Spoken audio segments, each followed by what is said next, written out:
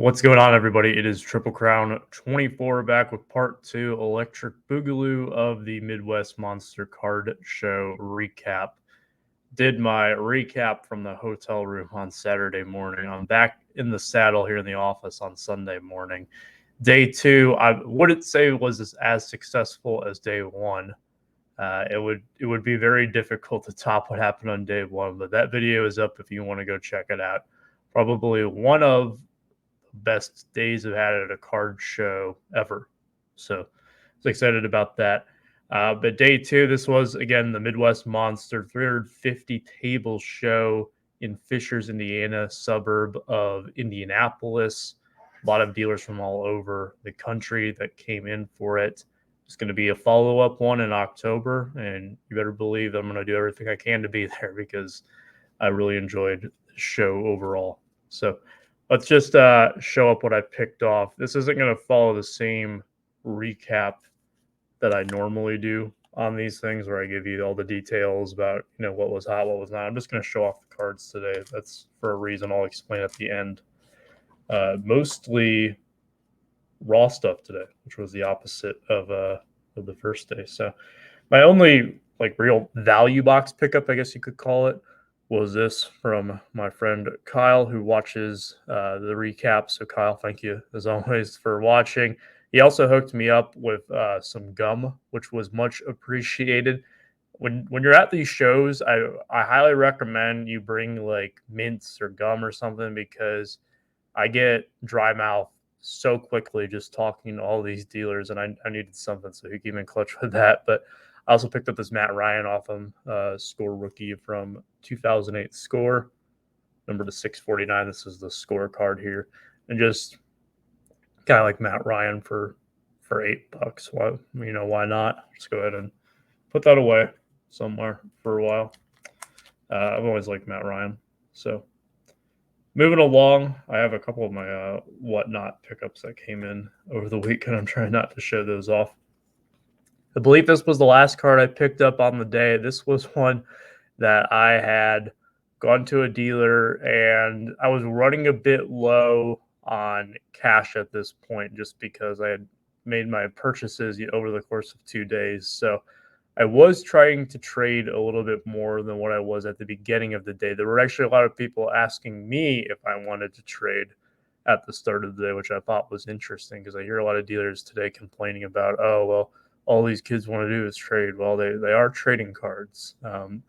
So it makes sense to me. And I love trading. I think that's probably a very well-known fact on here. But he didn't have he didn't see anything that really jumped out to him. Some of the really higher end stuff we just couldn't come to an agreement on. So I ended up just buying this off of him. It's a 2021 Chrome Sapphire edition, Clayton Kershaw, number to 10. And I love Sapphire. I used to be really big on the parallels, just not as much anymore. But so if it's the right price, then I'll jump on the parallels. And when you get one of these per box in terms of the numbered parallels, and typically you're going to get the orange. And the checklist is as large as it is. I believe I think in 2021 it was 660 cards because I think they dropped the number down in series 1 and 2.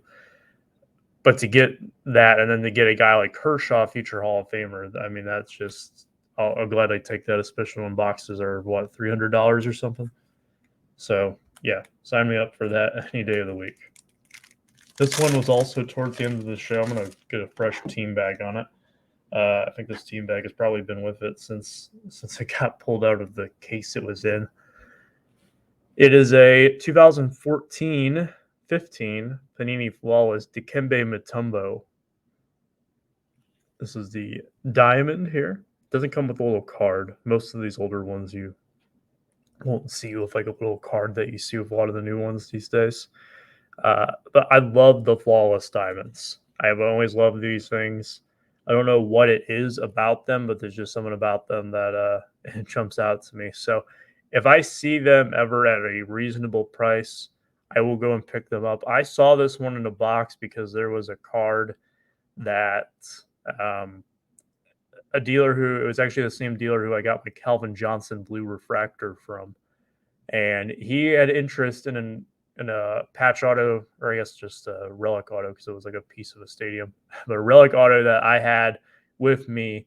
And we were kind of close on the price, but he said I could definitely give you a lot more if you traded and added cash for something. So I said, all right, let me take a look. So he has a lot of stuff that I love, just a lot of stuff that I can't afford, especially late in the show. So I was going through his boxes and I stumbled across this, and the sticker on it was a little bit more than what I wanted, but we ended up working out a deal where I got it for what I would essentially be happy with what I had into the other card in the cash, and I would rather have this card if I had to choose between the two. So uh, hopefully a win-win for both sides. I hope that he was happy with the deal as well. I know that I was, but yeah, the Tumbo Diamond or Ruby, I guess you can call it. It's another whatnot pickup here that snuck into the to the fray. Here is a card. I bought two cards from this one dealer, and one of them is for a friend, and I'm sure that he will show it off in a future video. So I will not give it the attention right now. I'll let him have its moments to shine in the sun. But I picked up this Acuna Chrome rookie from Heritage, numbered to 999. Show you the back here, number 544 of 999. And I I was shocked, and this has been happening a lot lately. I'm sure that some of you might have felt this too, but over the past week or so, there's probably a half dozen times that I saw something on my slabs or at a show. And at the hotel last night, I was kind of going over some things and seeing what I wanted to target on day two that I had taken notes on day one. And I was stunned to see some of the prices that people were paying for some of these cards at auction, and surprised, I guess, in a good way because they were much cheaper than what I remember them being in the past. And I remember seeing some Action Acunas that were like 350 in a PSA 10. I think is the lowest price I saw, and I just was like, man, that's a really good deal compared to what they were, 6 months ago. Which I guess you could say that for a lot of things out there, but this had crept down, and I got it for essentially 130 with what the or 135 with what the other car that I got in the bundle was, then sold for to my friend. But if you want to put it that way.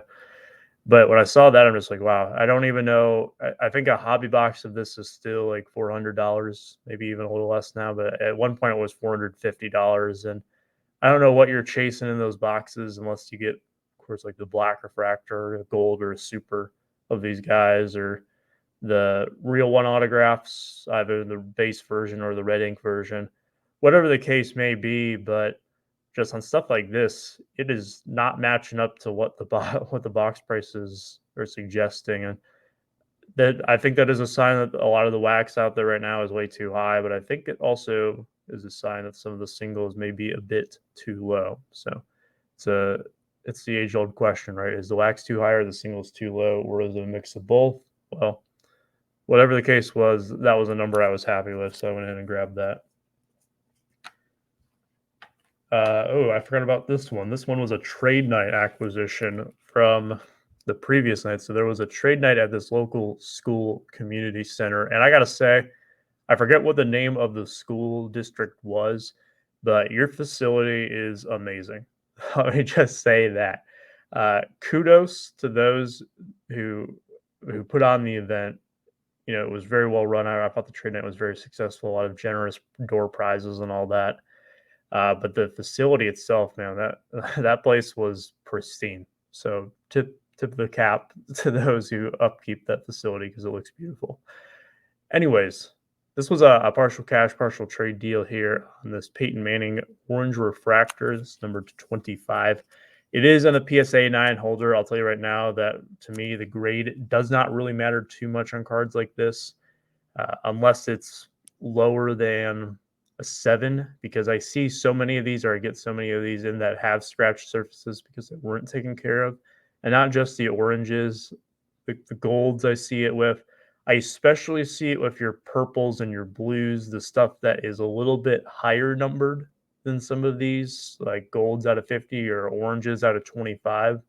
I see it particularly with those a lot. And I guess it makes more sense. There's more of them out there and more opportunities for them to be damaged. And some of these were, I want to say, expensive cards back in the day, but at least they were a little bit more. There was more incentive to protect them back then. I'm misstepping on my words here, but I think I have my point across. But yeah, just a paint and refractor, orange refractor number 25 is just too good of a deal to pass up. So uh, I had a great interaction with the gentleman who I made this deal with too. One of my favorite interactions of the entire thing, and it was it's the type of interaction that I hope to have every single time I walk up to a table. Most of the time, it is not like that, unfortunately, but just fantastic. So thanks again to him for making that deal. This was a purchase that I got from it's become a friend. His name is Logan. Works with Ryan at Card Collector too, and it's been set up at a few shows down in my area here, and I've had some good conversations with him. We worked at the trade, and just good person to work with, and always a pleasure to do business with him. So I picked up two cards from him. He had a few cards in his showcase that I was tempted on, but I just ended up not pulling the trigger. I probably stood there for 10 minutes at a time one time contemplating one specific card that he had, but it wasn't exactly what I was looking for. And ultimately, I decided that for the amount that I was going to have to spend to get that card, that I would be better off just waiting to get what I wanted, being patient. So that's what I ended up doing. What that card is, well, I'll wait till I get it to tell you. But I did pick up this Trevor Lawrence Hollow Heroes. These are, I guess they are case hits out of Illusions. I don't know exactly how tough they are. For the number of them that I see out there, I do question if they are actually case hits. I think they're beautiful cards. There is one thing that I don't necessarily like about them. Here you see here Hollow Heroes TL8. There are several different variations on these Hollow Heroes, so there's a lot of different ones. For me personally, I think this is one of the coolest looking ones. I don't know, I just like that pose a lot where he's there. I love in the background kind of the portrait style shot here, and then the action shot in the background. There's just something about it. These things are beautiful. This is the third one I've owned. First one of Trevor Lawrence. I have had a Mahomes and a Brady, Bucks Brady, or excuse me, Patriots Brady. So I always like getting those. This one was also from Logan. It's part of the deal. From Flawless Baseball, Joey Votto. Shout out to Miko. 3 of 5. And it is actually, if you take their word for it, game used patch card with the T from Cincinnati. I just thought this was super cool. It's one of those that I see in a case. I get this question a lot, and a lot of people say this to me too.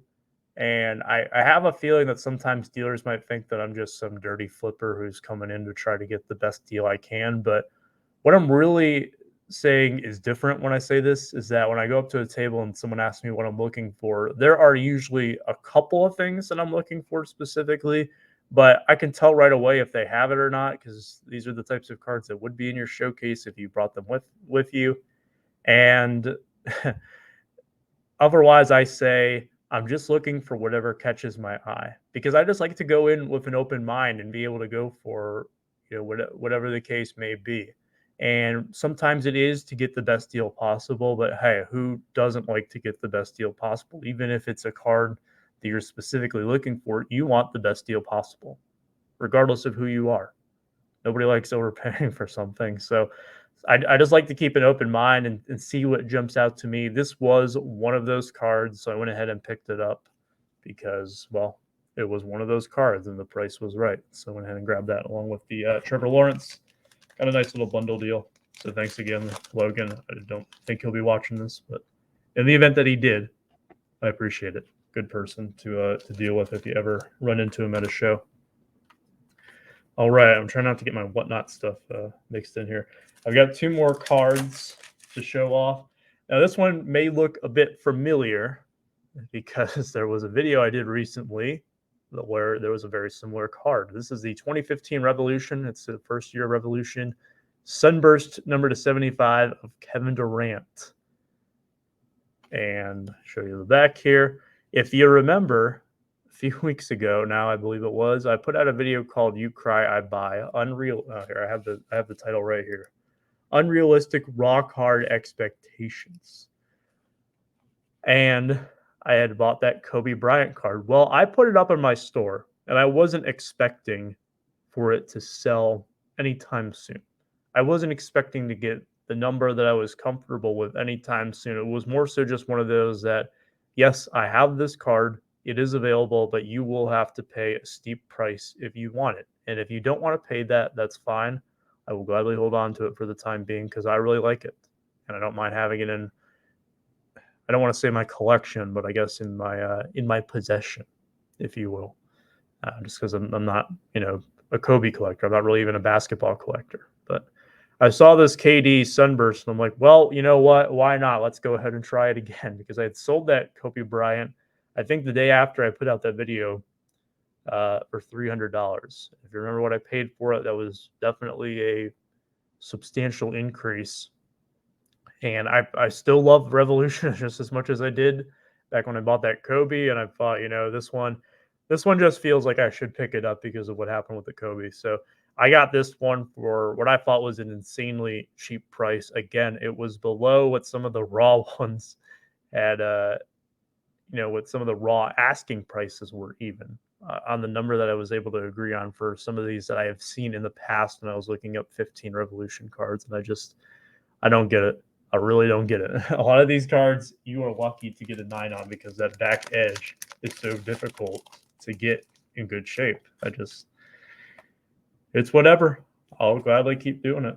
And then this is the last card. So when I said that I was doing research in the hotel about certain cards and kind of making a game plan for which tables I wanted to go to, I had picked out 4 cards from the day before that I was going to go circle back around and take a second look at and see if I wanted to pick them up, see if they were even still there, which can sometimes be a problem. If it's too good of a deal, chances are someone probably scooped it up, but I've been surprised before.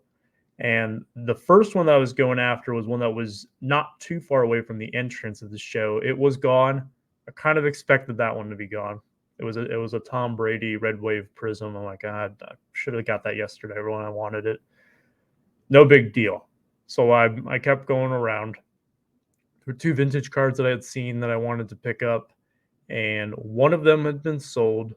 One of them I was still a little hesitant to pick it up, if you will. So I passed on that.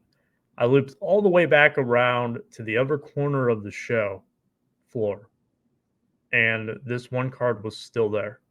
The last one that I had written down in kind of my game plan for the ones that I wanted to go after again. And I did not expect to get it. Did not expect to get it for the price that I wanted.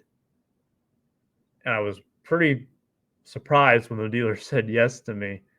But I'm very thankful that we worked out this deal because I love this card. And this is in the same realm as this one right here. It's in the same realm as the Kobe Sunburst.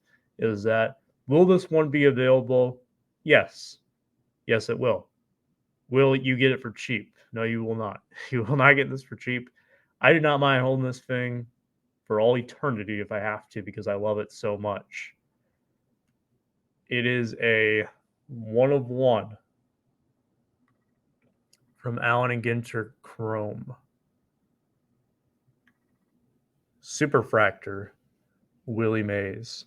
By the way, this is in a magnetic that fits soft sleeves. So you can actually put your card in a penny sleeve and then put it in the magnetic.